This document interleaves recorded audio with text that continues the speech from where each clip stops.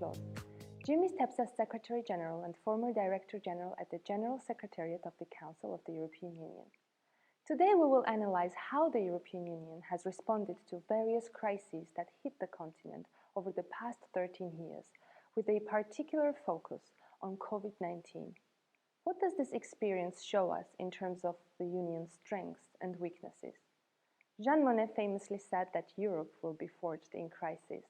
But how well has the European Union managed COVID-19?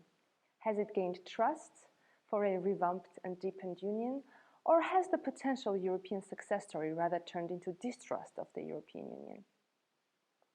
Hello, Jim. Hello, Miriam. Until January, you were helping to prepare European Council meetings. But before we move to COVID-19, maybe a couple of words about other crises that EU has had to confront since 2008. We all remember the global financial crisis, the migration crisis, Brexit. Are there any general lessons to be drawn from these experiences? EU decision-making seems rather complex in comparison with other large economic powers. Is it the case that the EU is well set up for finding common ground on longer-term challenges, but it has weaknesses in moments of crisis where decisive action is needed within days? Miriam, you are very right. The crises we've gone through have revealed something which we knew, that because of its nature as a union of states and peoples, the EU is better geared towards doing long-term work, structural work, regulatory and legislative work, rather than manage crises. When a crisis hits, you normally have a moment of panic, dithering, questioning. The reason for this is that there are many layers of decision-making. There's not one president of the European Union, there are many presidents. And another reason, of course, is that sometimes, as we've seen in the pandemic crisis, health matters are not a direct EU competence. So the Union cannot take quick and decisive action on its own. But Monnet was right. Crises do forge Europe. The pattern we normally see is that when a crisis hits, the heads of state and government try to get together as quickly as possible. And they take urgent measures, stopgap measures. They show that they care about this crisis. They will handle it. Then very quickly what they try to do is, normally in a written form, either conclusions or a declaration, they set out the framework for handling the crisis, who should do what, and they give a sense of direction. At the same time, they do tasking. They ask institutions, or sometimes the member states, to take action, to adopt a certain number of measures. This gives, as I said, a sense of meaning to the whole episode, to the whole handling of the crisis. And it also lends legitimacy because of the legitimate nature of the heads of state and government. Now, the various crises you mentioned have all revealed some weaknesses in our policies and in our structures.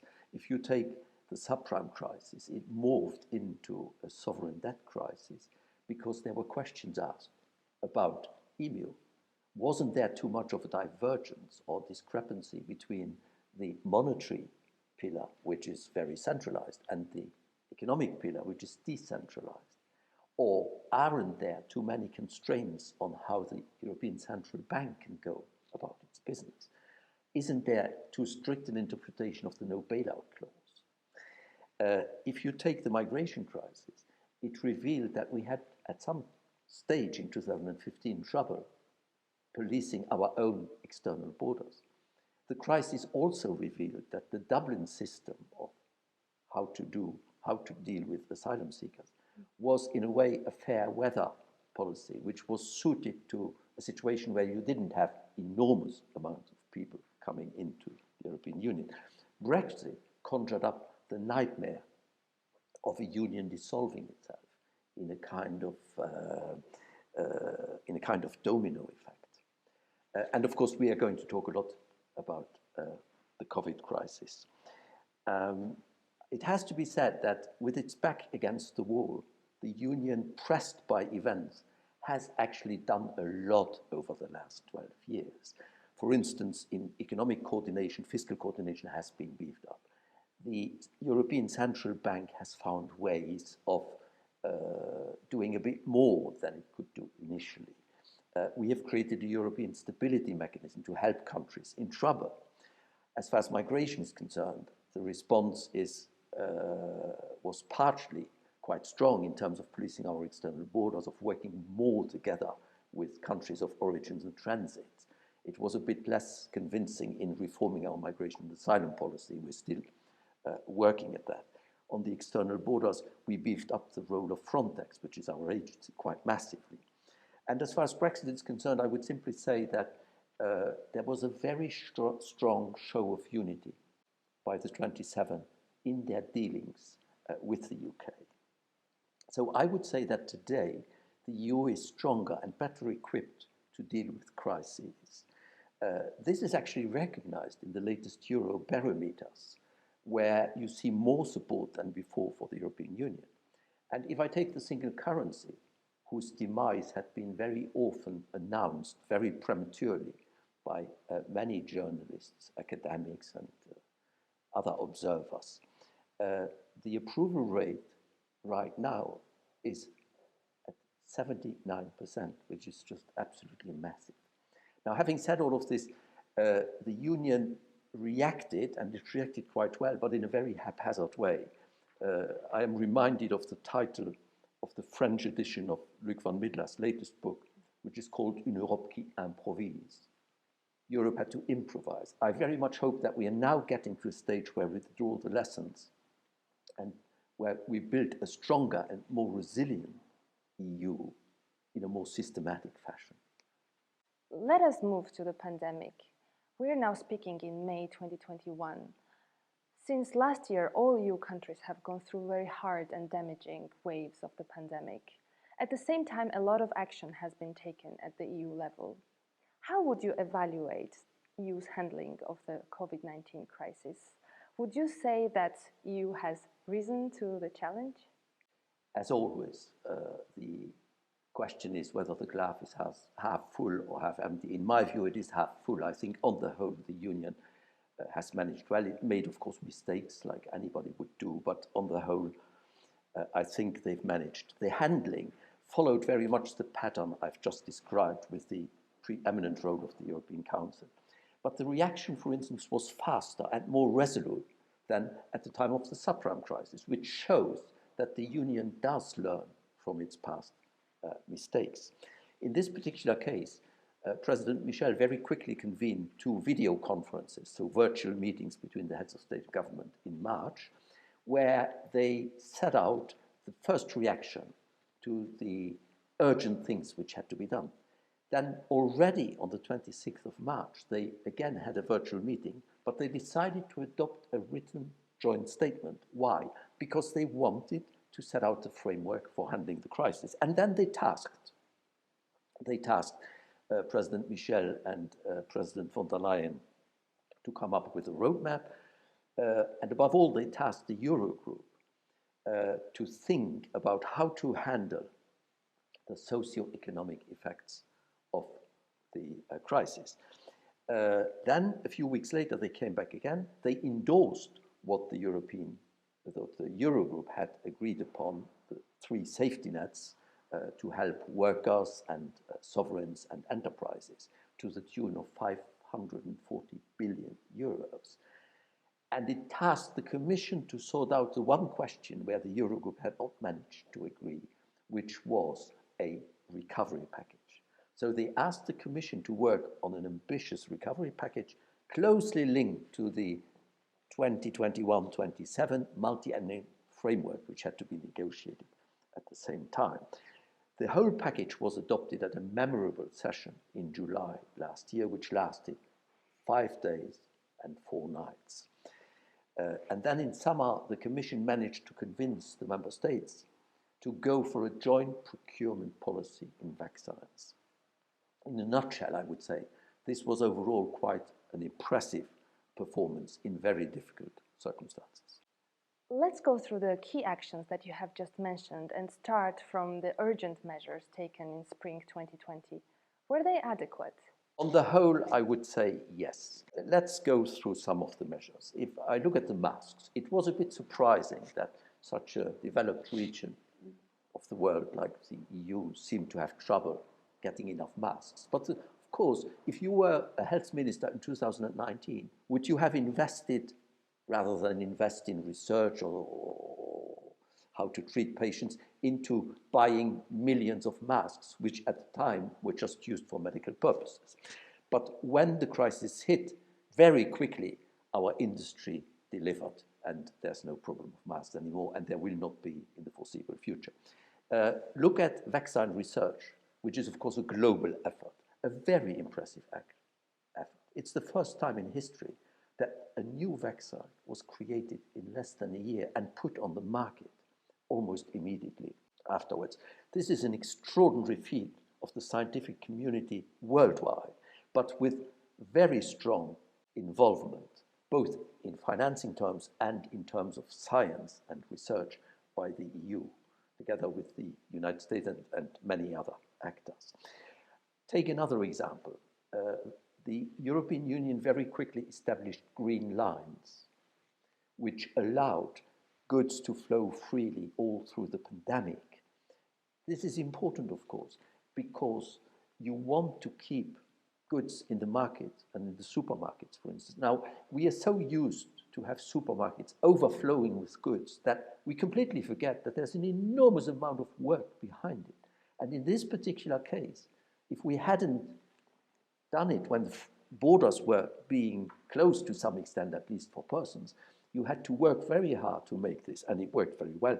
And then there's something which many people don't know. It's that in spring last year, the EU, member states plus the institutions jointly, worked very hard to repatriate, within a few weeks, 500,000 Europeans who had been stranded abroad. There is one area where the response was less impressive, quite frankly. This is the coordination of the health measures. Now, there are three reasons for this. First of all, this was a crisis, was such a crisis which no one had ever seen before worldwide, globally hitting the whole world at the same time. Secondly, it of course hit at the time countries differently, and not only countries, but even within countries, you had very different situations, which means that a one-size-fits-all policy just wouldn't do. And the third reason is the one I mentioned before. As far as health measures are concerned, the EU does not have a direct competence. So it was normal that member countries had to act quickly, and they didn't act exactly the same way, and we had to work very hard on coordination. Lots of progress has been done in coordination, and in the second half, for instance, of the year, the Union agreed on guidelines for how to treat people coming into the EU from outside, how people could cross the borders within the EU. The countries are working together to lifting the restrictions, and also there's now a lot of work and talk about a certificate which would prove that you have been either vaccinated or you have had a recent test or you have immunity. So all of this, I think, was a reaction under very difficult circumstances. But again, overall, I'm positive. Let me now turn to the July 2020 European Council meeting, which you helped to prepare. How important is the EU's recovery plan? It seems like a lot of money, but on the other hand, we are speaking about 750 billion euros for the entire EU 27, and mostly for investment projects that will take years to be realized. Is this sufficient in terms of economic stabilization, or was the main purpose of the recovery plan to give a symbolic signal that EU is tackling this unprecedented crisis together?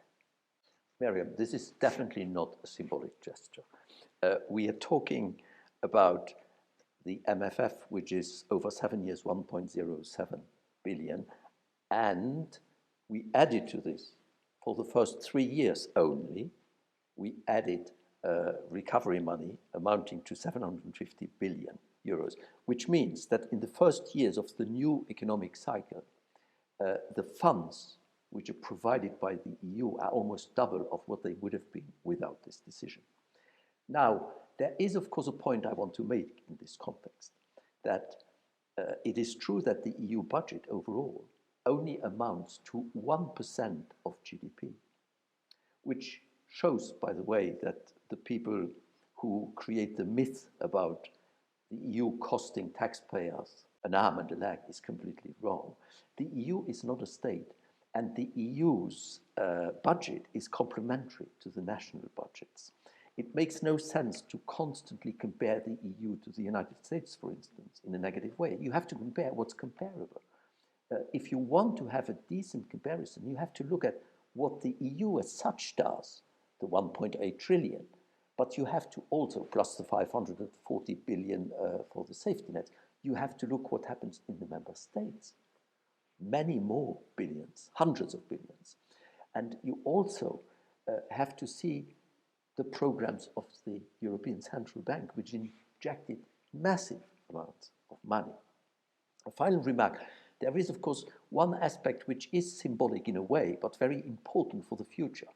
And that is, it's the first time in the European history that we go out and borrow on the financial markets and transfer at least, well, 60% of that money, we transfer it directly to the member states. And there is another important aspect for the future. In order to reimburse those funds, we will sooner or later have to create new EU own resources, which will give another boost to integration, in my view. Yes, joint borrowing to support the recovery is an important novelty, which strengthens the European integration. But what would make the next generation EU program successful? Will the funding be dispersed sufficiently on time for it to make a difference, a meaningful difference when needed? And is the Commission not interfering too much with national recovery plans? Miriam, you raise two distinct questions here. The first one is about the actual disbursement of the funds. We are still waiting for the last national ratifications of the own resources decision, which are necessary for the Commission to go and borrow the funds, which will then be dispersed. Now, this is now becoming urgent. Almost all the member countries have ratified, but there are still 6 or 7 that haven't. They have to do it urgently because, of course, we want to get the money out as soon as possible. Your second question is how the money is being spent.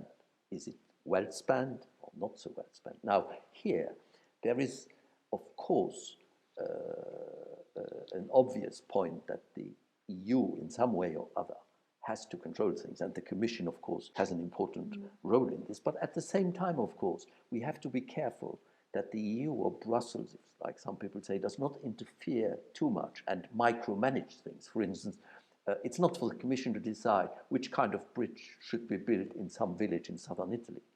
That is for the local and for the national administrations. We have a principle which is very important in our system. It's the principle of subsidiarity. You have to do things where you are closest to the citizen and the level which is the most appropriate to deal with. So you have to strike a fine balance here. And there was a lot of debate about this balance in July under the term of governance. That was what the term governance meant. And there you had the Commission, which had proposed that in order to speed things up, that the Commission would be allowed to endorse the national programs on its own. A majority in the Council said, no, we want to have a look at it. And by qualified majority, which was finally the deal which was adopted, even there was one delegation, the Dutch, who wanted to do this by unanimity, which of course was, frankly, a bit over the top. So this is something which, it's one of the normal questions or tensions we have in our system. Now, what is interesting is that I recently heard some criticisms, particularly from northern countries, that the system was too bureaucratic.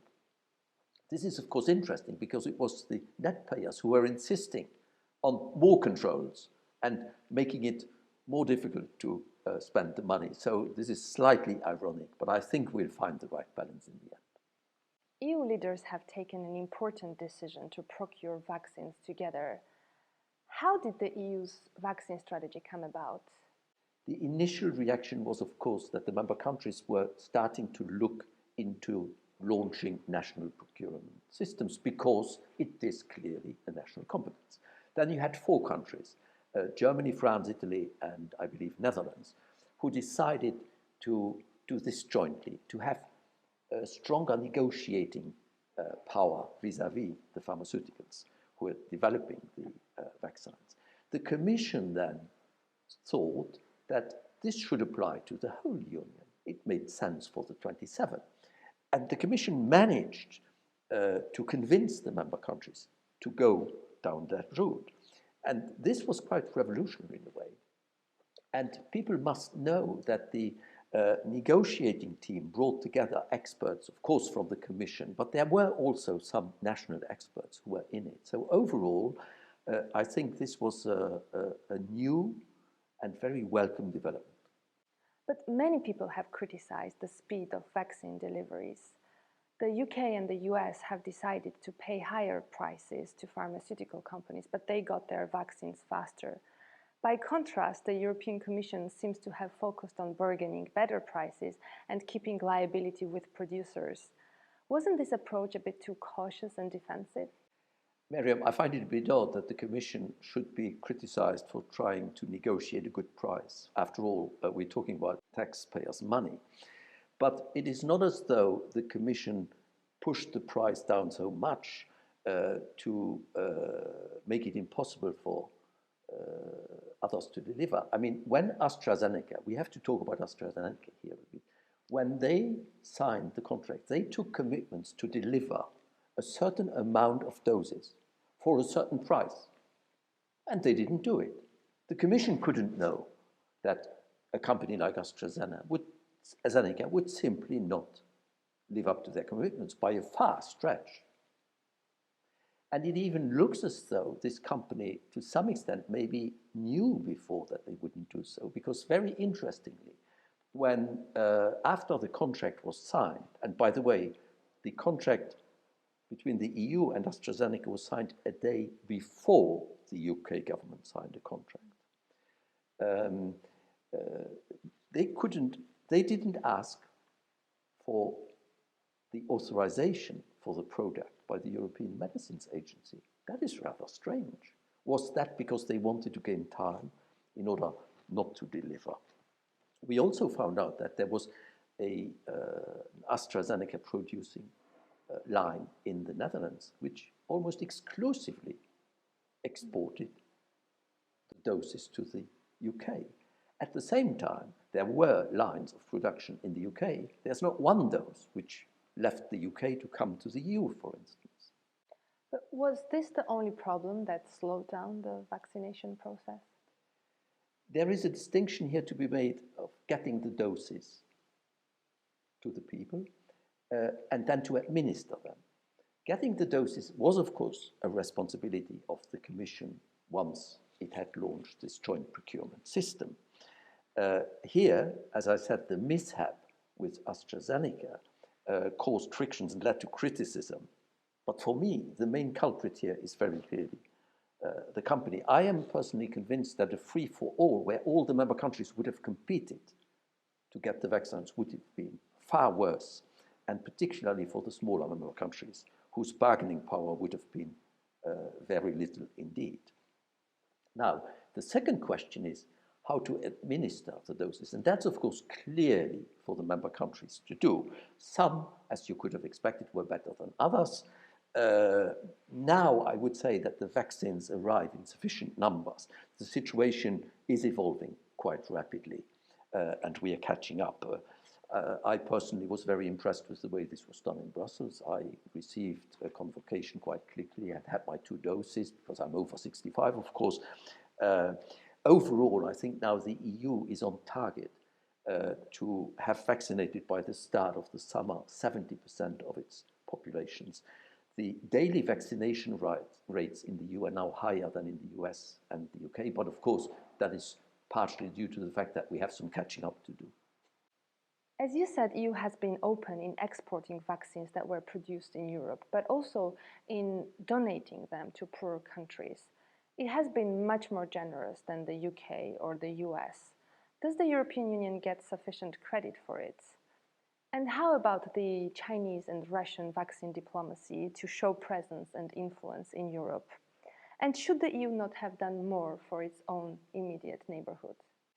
Miriam, this is again one of those areas where our communication seems to let us down, in spite of the facts on the ground speaking for themselves and actually speaking for the EU. As I said before, while the EU exported tens of millions of doses to the UK, none have gone the other way, although there are, of course, production sites in the UK. Israel launched a very aggressive and very successful, I must say, campaign for vaccination.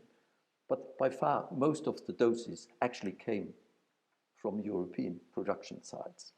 The United States in June introduced a ban on exports of vaccines produced in the United States on the basis of a national security clause. So the United States produced about 320 million doses, but none of them were exported abroad. On top of this, it put curbs on the export of the raw materials necessitated to produce the vaccines. That is why I'm a bit misled by President Biden's call to abolish the patents. I think certainly in the short term, it makes more sense to open up the trade and to allow for exports from the countries which produce most, which are the United States and the EU, but a few others as well. Let me say a word about the neighboring countries and more generally, countries in need. This is, of course, really important because if we do not manage to spread vaccination across the globe, we are going to be in some trouble. That is why there is an initiative under the UN, which is called COVAX, which is meant to get the vaccines to the countries concerned, is very important. The biggest contributors by far here is the EU, which has committed already 2.5 billion, and the United States, who have promised 3.2 billion over the next 2 years. The question now is to use that money to get the doses to the countries as quickly as possible.